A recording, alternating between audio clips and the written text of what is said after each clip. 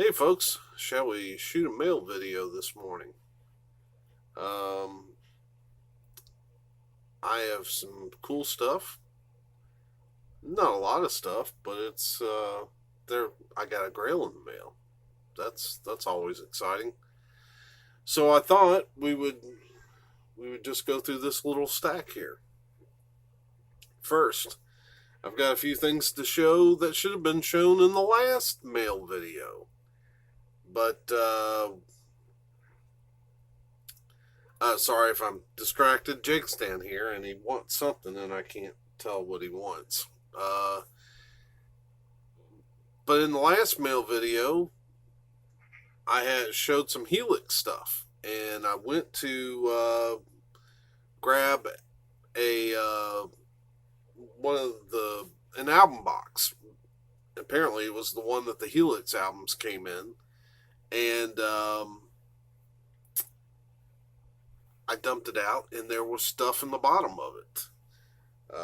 So I had missed some stuff. Not a lot, but I missed this cool Helix Christmas sticker. I also missed this cool Helix sticker.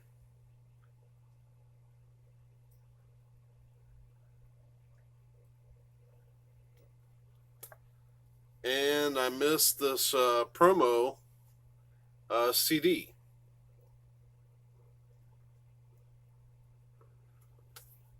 Which is kind of cool. I always like it when they send CD. The idea of sending a CD with the album is pretty cool, so you can burn, rip it to your computer or wherever you're trying to, if you have a portable device, that's always cool. So, No Life Till Metal. So, that was in that box. So yes, some VCLT is went out yesterday, and who did I send it to?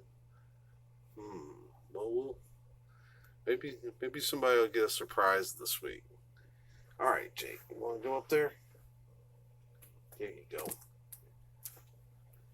All right, so been listening to a new album, Mike Ferris. This is Silver and Stone.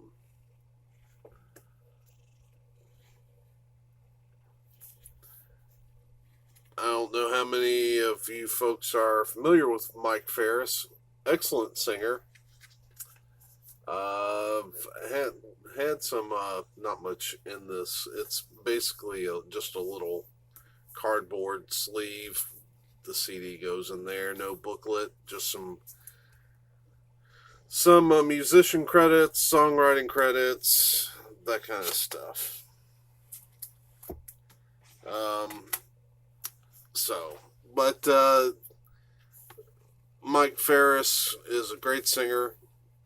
This album, if you like old school soul like Al Green, man, this stuff is right down that alley. Joe Bonamassa made an appearance on this album. It's on the cut "Moving Me," which is track 11. He did some guitar work on that song. Sounded awesome.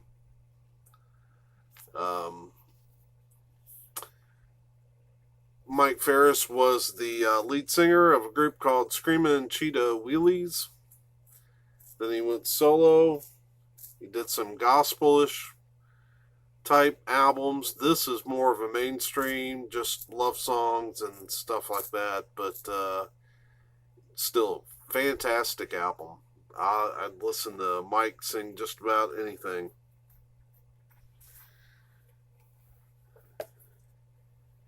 Then I picked up this album, Rick Kua, Midnight Sun. Got it for a really good price. Probably should give a shout out to Dwayne and Beth Dixon. This was apparently their CD at one time. folks, I'll give it a good home. It's like this album a lot. Fan it used on eBay, and thought need to get that in the collection. I'm a huge Kua fan. Rick is one of the. He's a great rock artist, but he's also just a wonderful human being. Got some lyrics.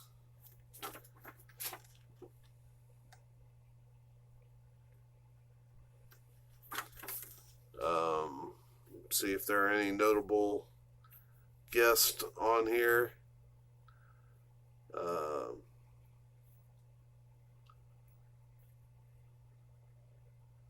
Don't really see anything that anybody would know.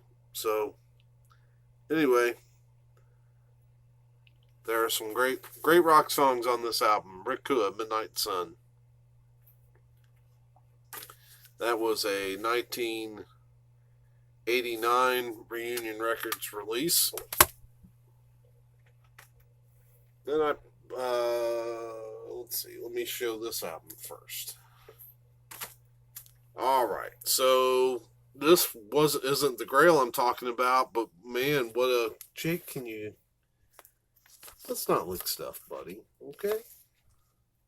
Just saying. Alright, so this album, let's take it out. It's Mile and Lefevre and Broken Heart, Crack the Sky. Not the Grail that I was talking about, but certainly one of my favorite albums from the Christian rock albums from the 1980s. Great cover. Great album. There's the back of it. Songs like Crack the Sky, Love God, Hate Sin, For My Growing. Yeah, just some great songs on this. It's Myrrh Records. Not seeing the year and can't remember the year right offhand.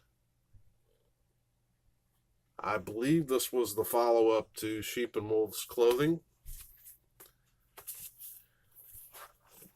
which I know Value Vinyl has shown recently.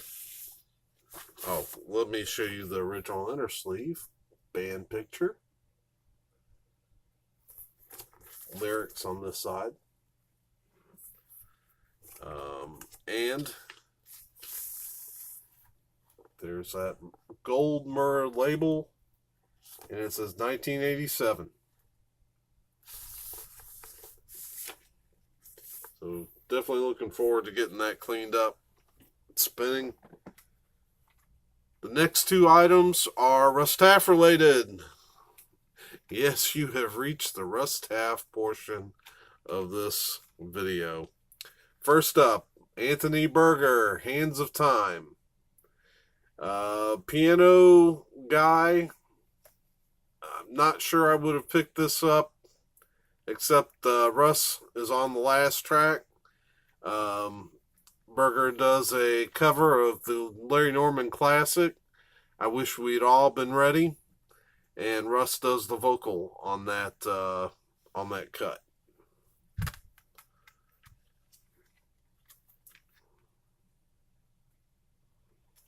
So, let's see here. There's some pictures and lyrics. I got this for a couple bucks. Very pleased.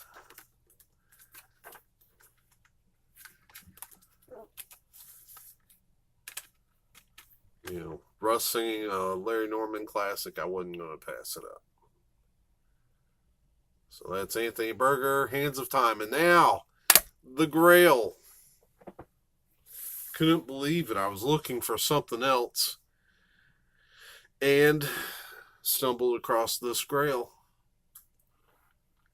If you watched my Russ Taff series, it was something that I mentioned right in the first couple minutes of of part 1,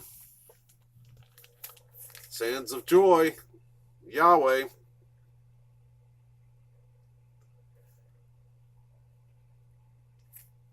I found it for $20 on eBay Monday. And there's the back. Just like the front, except they actually put the group name on the back.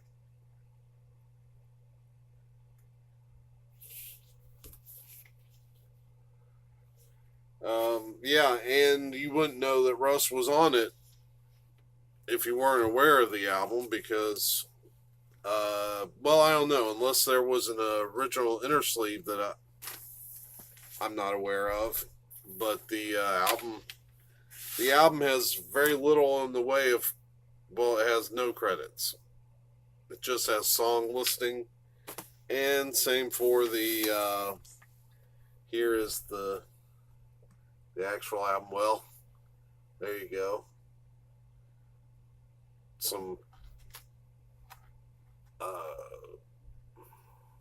yeah. So you got the inner ring, but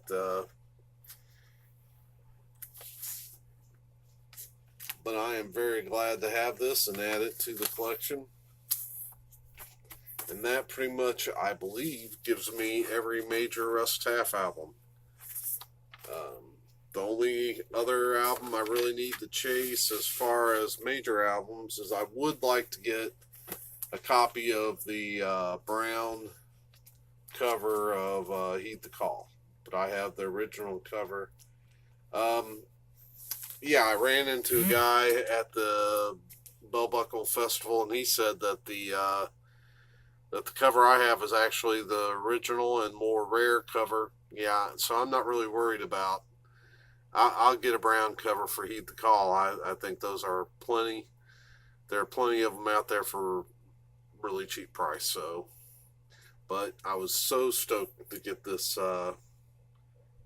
Grail, very rare Russ Taff album, and I got it for $20. Very pleased, and that is my mail video. So, for me and Jake and Aretha still recovering in the back, we will wish you a good weekend and see you real soon.